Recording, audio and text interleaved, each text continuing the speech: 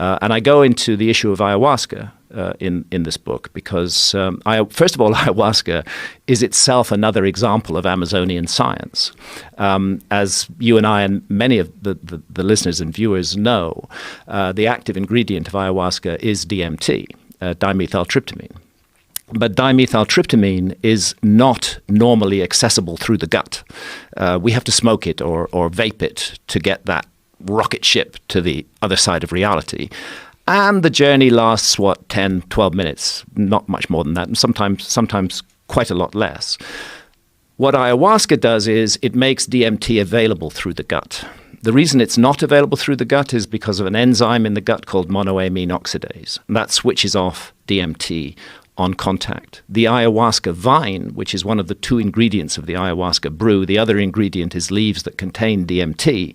The ayahuasca vine contains a monoamine oxidase inhibitor, which switches off the enzyme in the gut and allows the DMT to be accessed orally, which produces a rather different journey from the smoked or vaped DMT trip. It's a much longer journey. It's 4 or 5 hours. It allows you to integrate and to interrelate with the strange landscapes in which you find yourself amongst. And the entities that you encounter, I'm not making any claims about the reality status of those entities, but what I am saying, and it's a fact, is that people who work with DMT and ayahuasca do encounter what they construe to be entities who communicate with them intelligently.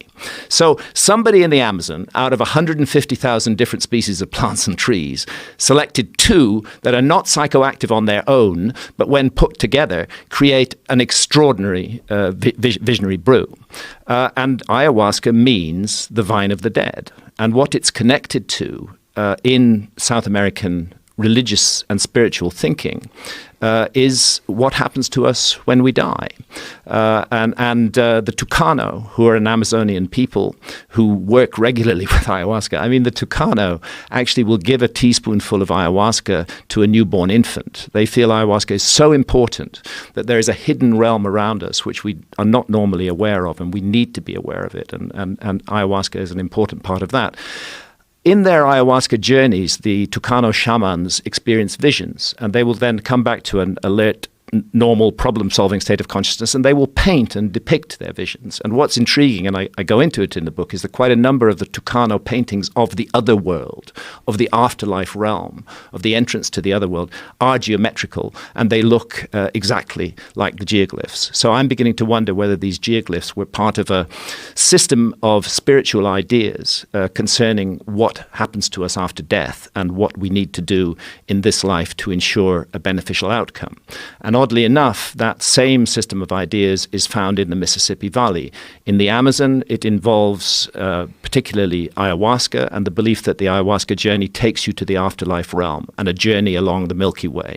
In the Mississippi Valley, the mound builder sites up and down the Mississippi Valley, particularly Moundville in Alabama, exactly the same system of religious ideas associated with geometrical constructions, that on death, the soul, they're very specific, ascends to the constellation of Orion, transits from the constellation of Orion to the Milky Way, makes a journey along the Milky Way, which they call the Path of Souls, and encounters challenges and ordeals where the soul must account for the life that it has lived.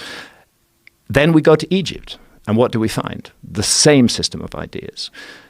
The soul must rise up to the constellation of Orion. There's a narrow shaft cut through the southern side of the Great Pyramid of Giza, which targets directly the lowest of the 3 stars of Orion's belt.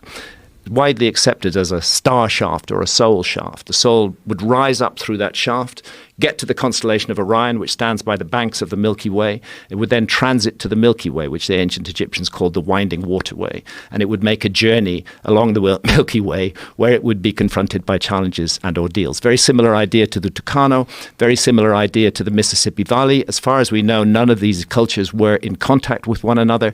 Either we're dealing with a huge, unbelievable, extraordinarily detailed coincidence involving architecture and ideas, or we're looking at a legacy that was inherited in all of these different places from a remote common ancestor. And I believe that that's what we're looking at. What do we think the